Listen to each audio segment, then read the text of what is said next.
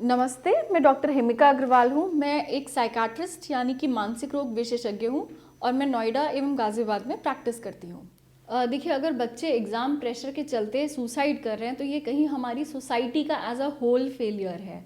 और इसमें अकेले बच्चे ही नहीं, कहीं पेरेंट्स, टीचर्स, बाकी सब लोग भी पूरी तरह से जिम्मेदार हैं, क्योंकि एग्ज़ाम्स का जो पर्पस है वो सॉल्व नहीं हो रहा। तो एग्ज़ाम्स के लिए प्रिपेयर करना, एग्ज़ाम्स की इम्पोर्टेंस शुरू से अगर बच्चे समझें, पेरेंट्स समझें और छोटे छोटे एग्ज़ामों को जितनी रिक्वायर्ड है उतनी सीरियसनेस के साथ लें, तो जो मेजर इम्तिहान आएंगे, कोई एंट्रेंस एग्ज़ाम्स हैं या बोर्ड के एग्ज़ाम्स हैं, उससे बच्चे डरेंगे नहीं। उनको पहली बात तो एग्ज़ाम देने की आदत पड़ेगी, एग्ज़ाम का मतलब समझ में आए बच्चों को, तो बच्चे एग्ज़ाम से नफ़रत नहीं करेंगे।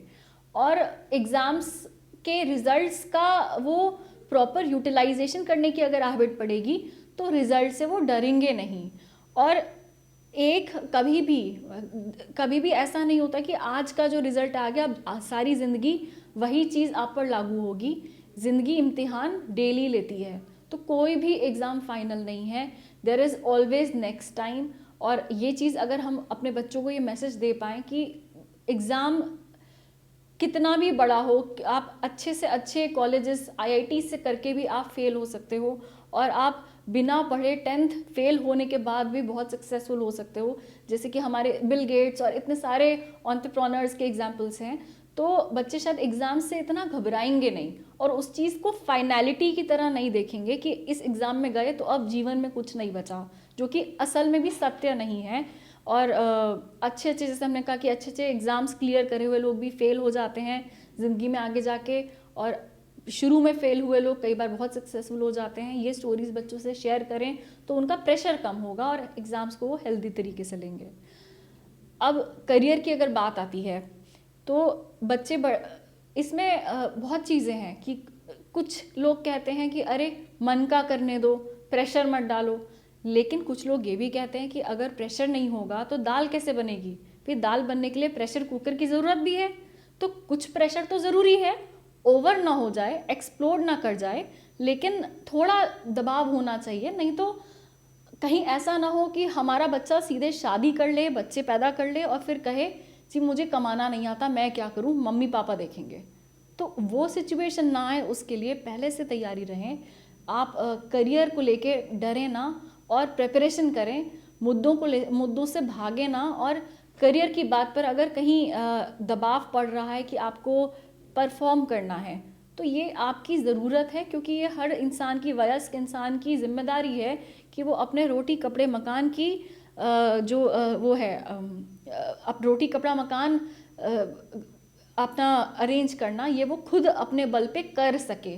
करना ना करना उसकी मर्जी है, लेकिन उसके अंदर कैपेबिलिटी होनी चाहिए कि अपना जीवन निर्वाहन वो खुद कर सके। तो करियर एक ज़रिया है इस चीज़ का, जो कि एकदम ज़रूरी है। इसमें कोई दो राय नहीं है कि अपने सर्वाइवल के लिए आपको क्षमता होनी चाहिए, लड़का हो या लड़की।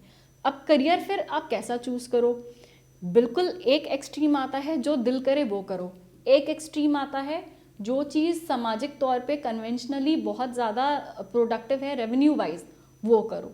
तो अब ये दो एक्सट्रीम्स हैं, तो हमें चूज़ करना है कि हम कहाँ जाना चाहते हैं। तो इसमें करियर काउंसलिंग का रोल आता है कि बच्चे का अपना एबिलिटी, कि भाई उसका क्या एबिलिटी है, बच्चे का अपना रुझान क्या है, उसका इंटरेस्ट क्या है, फिर उसके बाद उसको नॉलेज कितनी है, वो प्रिपेयर्ड है, अभी वो कुछ करना चाहता है लेकिन वो अगर उसने अपने जीवन में तैयारी करी नहीं और कल उसका एंट्रेंस, आईआईटी का एंट्रेंस एग्जाम है, कैपेबिलिटी थी, रुझान था, लेकिन समय वेस्ट कर दिया, तो वो कैसे क्लियर करेगा। तो वहाँ एक्सपेक्टेशन कम करनी पड़ेगी। तो प्रेपरेशन की इंपॉर्टेंस आती है करियर में। और उसके बाद एक प्रैक्टिकल एस्पेक्ट आता है जो हम नहीं नकार सकते। फैशन में आके हम ये नहीं कह सकते कि नहीं बस दिल का करो और ये मत देखो कि पैसा किस में है, नहीं है, पैसा बहुत ज़रूरी है। अगर आप अपनी रोटी कपड़े मकान का इंतज़ाम ही नहीं कर पाओगे उसका, तो क्या फ़ायदा। आप कमरे में बैठ के खूब पढ़ लो, खूब डिग्रियां कर लो, लेकिन अगर उससे आप अपने घर वालों का पेट ना भर पाओ तो फिर क्या फ़ायदा। ये तो बहुत बेसिक चीज़ है। तो हाँ, कहीं बैलेंस, अगेन दोबारा बैलेंस बनाना पड़ेगा। क्या चीज़ रेवेन्यू देती है प्रैक्टिकली, वो भी इम्पॉर्टेंट है। इस तरह की फील्ड में चले जाना, केपेबल और हुनर होने के बाद भी, मेहनत करने के बाद भी, जिसमें बिल्कुल रेवेन्यू ना हो, ये बहुत फ्रस्ट्रेटिंग, डिप्रेसिंग हो सकता है और मानसिक रोगों को जन्म दे सकता है।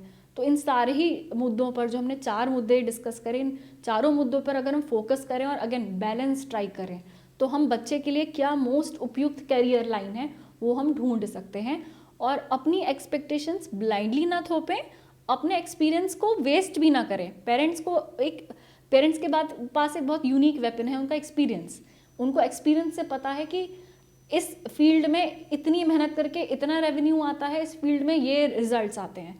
तो वो बच्चे को अवगत कराएं और उसको एक साथ में रखें, बैकग्राउंड में रखें, लेकिन उसको पूरी तरह से ब्लाइंडली इम्पोज भी ना करें और पूरी तरह से उसे इग्नोर भी ना करें।